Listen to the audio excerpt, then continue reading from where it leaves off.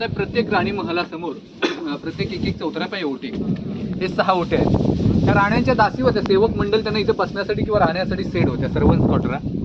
समोर 3 खड्डे आहेत. पहिल्या याची खोली आहे 22 फूट आहे, त्याच्या पुढच्या 20 फूट, त्याच्या पुढच्या 15 फूट. त्यांना धान्यांचं कोठार म्हणतात. महाराजांच्या काळामध्ये या ठिकाणी धान्य साठवायचे. समजा खालून शत्रूने वेढा दिलाय, म्हणून काही लोक गडावरती धान्य आणू शकत नाहीत, गडावरच्या धान्याचा वापर करायचा. याला आपण कोकणामध्ये कणकी किंवा पेव असं म्हणतो.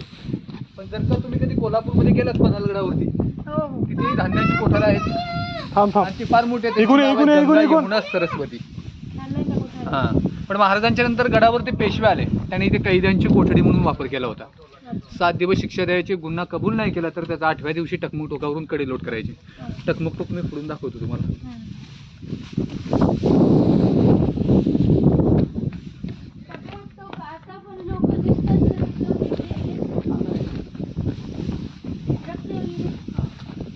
अरे काही दिसत नाही आता.